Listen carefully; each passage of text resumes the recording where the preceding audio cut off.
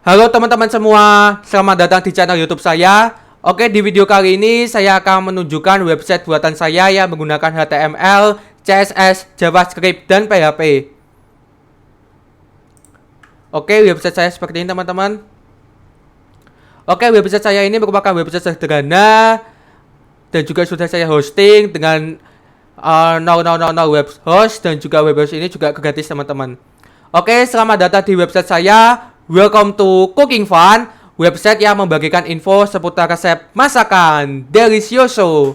Oke, untuk fitur-fitur yang dimiliki website saya yaitu yang pertama ada navigasi bar teman-teman, dan juga ada drop down navigasi. Oke, fungsinya untuk apa? Fungsi dari navigasi bar ini supaya para pengunjung bisa lebih mudah dalam mengunjungi setiap halaman demi halaman teman-teman. Contohnya ketika dalam kontak, lalu ketika saya ingin ke Nasdaq, dan juga saya kembali ke home, itu akan memudahkan teman-teman. Oke, untuk codingannya teman-teman seperti ini. Di dalam dropdown ini saya akan hyperlink teman-teman ke halaman yang lain. Untuk bagian navbarnya saya menggunakan hyperlink. Lalu ini untuk div class-nya ada dropdown konten. Untuk utama CSS-nya teman-teman di sini teman-teman. Oke, di sini ada CSS-nya teman-teman.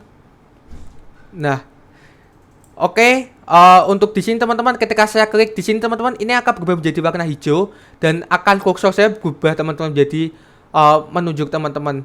Nah, itu caranya di sini teman-teman.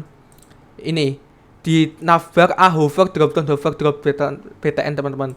Background colornya saya ubah menjadi warna hijau, lalu untuk kontaknya kursor menjadi pointer. Dan juga untuk top nav rate-nya floatnya menjadi rect, top div class-nya yaitu bagian login. Di bagian login teman-teman yaitu div class top nav rect jadi login, floatnya rect, jadi sehingga ketika saya kesini ini akan menjadi hijau teman-teman. Lalu bagian loginnya akan menjadi ke kanan dan kursor saya menjadi berubah teman-teman. Nah, itu untuk bagian navigasi barnya. Lalu untuk fitur selanjutnya ada fitur resep terbaru. Di sini fitur ini akan memudahkan para pengunjung dan supaya pengunjung tahu bahwa ada resep terbaru apa saja yang saya post di dalam website saya ini teman-teman. Nah, untuk bisa seperti ini saya menggunakan HTML yang seperti ini teman-teman. Ini di dalam main container ada section title ini, lalu juga di dalam setiap ini kontainer ini saya kasih gambar dengan GSRC lalu gambar teman-teman. Dan juga jangan lupa untuk setiap gambarnya itu dijadikan satu folder dengan codingan teman-teman supaya lebih memudahkan dalam nanti nge-linknya teman-teman. Kalau di HTML itu ada img src, lalu baru fotonya apa teman-teman, dan juga style widthnya 100%. Lalu selanjutnya di CSS-nya teman-teman untuk kita atur supaya bisa menjadi seperti ini teman-teman. Ada bordernya yaitu di sini teman-teman. Dari sini EMG menuju sini. Nah, ini teman-teman ada border, kita atur padding marginnya teman-teman supaya bisa seperti itu. Lalu font family-nya, EMG-nya, paddingnya. Lalu untuk bagian ini teman-teman, misek-nya itu di bagian ini teman-teman. Section title 2 sampai misek teman-teman. Nah, ini itu untuk mengatur yang bagian ini teman-teman. Jadi ini seperti 3 dimensi, seperti ada 2 border atas dan bawah. Border yang atas itu warnanya yang ini, border yang bawah itu warnanya yang ini teman-teman. Seperti box shadow ini seperti bayangan teman-teman. Nah, ketika kita klik ini seperti menekan ke bawah. Ini seperti 3 dimensi teman-teman. Nah, ini CS-nya seperti ini untuk supaya bisa mengatur teman-teman. Oke, untuk fitur selanjutnya setelah resep terbaru seperti ini ada fitur dark mode teman-teman. Fitur dark mode yaitu di bagian sini. Ini ada icon lampu, kita klik maka kita akan memasuki ke dalam light mode. Ketika kita klik lagi kita masuk ke dalam dark mode. Nah, fungsinya untuk apa? Fungsinya untuk para pengunjung itu ketika mengunjungi website saya itu lebih nyaman mana? Lebih mungkin ada yang nggak nyaman ke dalam light mode, atau mungkin ada yang nyaman dengan dark mode. Dan ketika yang nggak nyaman dengan dark mode, maka saya menyediakan fitur dark mode sehingga para pengunjung bisa lebih nyaman teman-teman. Nah, untuk fitur dark mode ini saya menggunakan JavaScript teman-teman. Jadi untuk JavaScript dan CSS itu saya menggunakan Bootstrap teman-teman. Bootstrap dan juga untuk setiapnya saya link ke tipenya extend sehingga saya link teman-teman. Untuk codingan dark mode-nya seperti ini. Ini teman-teman. Lalu ini ada local storage. Local storage itu fungsinya buat apa? Fungsi local storage itu untuk menyimpan tema di local storage. Jadi ketika di refresh, website itu nggak berubah temanya dan masih sama teman-teman. Dan jika tidak menggunakan local storage, maka ketika di refresh yang tadinya dark mode akan kembali menjadi light mode teman-teman. Nah, fungsi dari local storage itu seperti itu teman-teman. Seperti ini teman-teman. Ini kan dark mode teman-teman. Ketika saya refresh, dia akan tetap ke dalam dark mode. Demikian light mode ketika saya refresh juga tetap dalam light mode teman-teman. Jadi fungsi local storage itu seperti itu teman-teman. Itulah dari codingan JavaScript-nya untuk memiliki yang namanya dark mode. Lalu untuk fitur selanjutnya ada fitur kontak. Fitur kontak ini fungsinya untuk apa? Fungsinya untuk ketika para pengunjung seperti ingin memberikan kritik dan saran kepada developer web. Dan juga di sini ada ikon-ikon ini, itu saya menggunakan Bootstrap untuk email, WhatsApp dan sebagainya. Ini. Nah, ini ada Instagram, envelope, saya menggunakan Bootstrap teman-teman. Untuk codingnya dan untuk CSS-nya teman-teman, CSS bagian kontak yaitu ini teman-teman.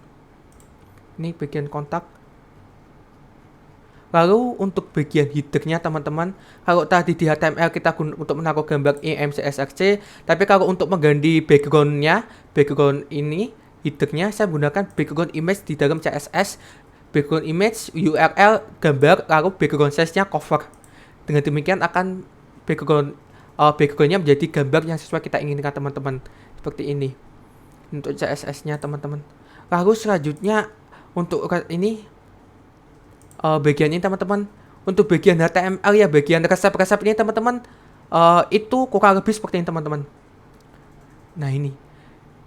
Nah untuk codingannya seperti ini teman-teman.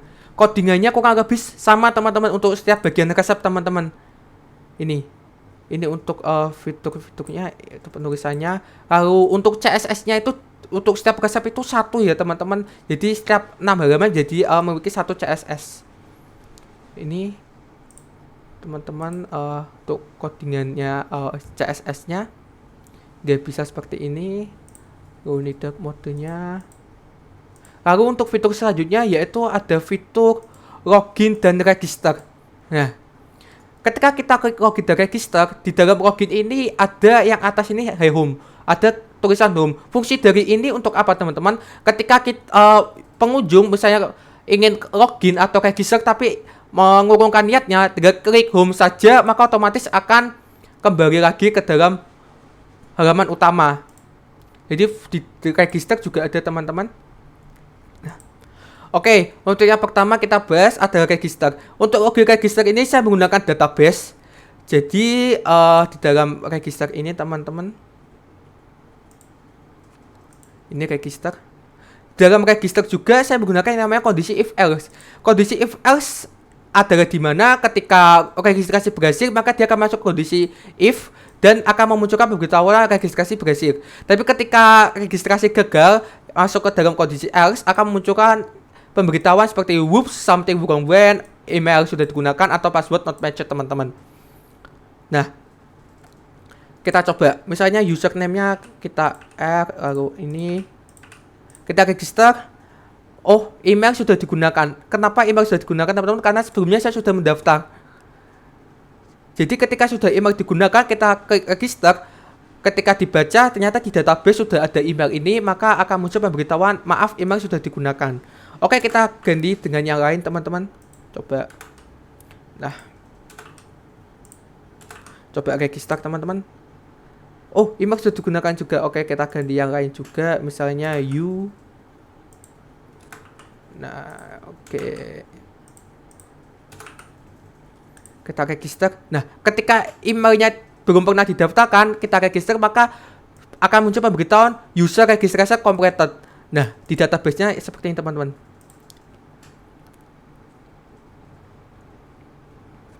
Loading sebentar.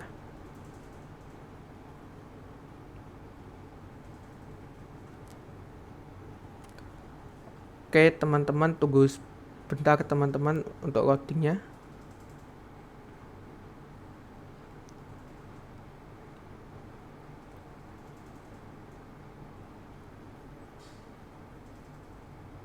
Oke, sembari kita menunggu loading teman-teman, saya akan jelaskan lebih lanjut.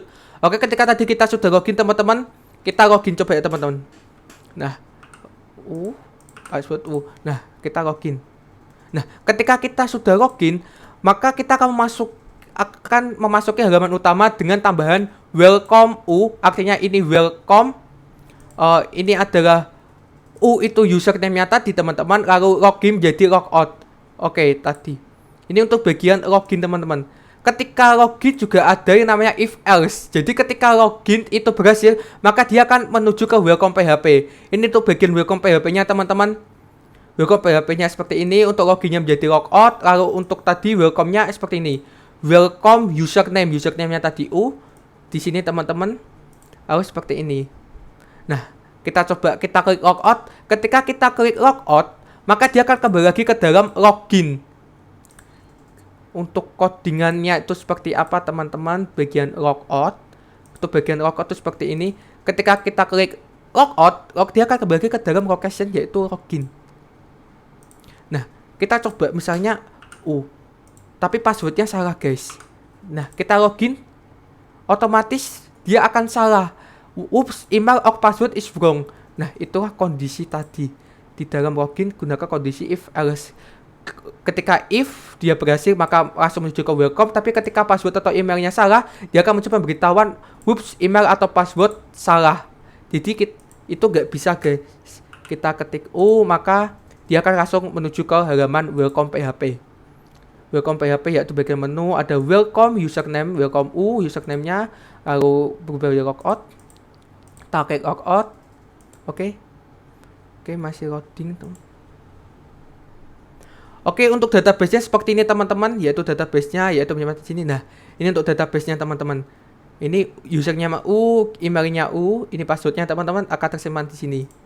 Nah, kita kembali ke home. Ini login with social media teman-teman. Nah, ini login with social media.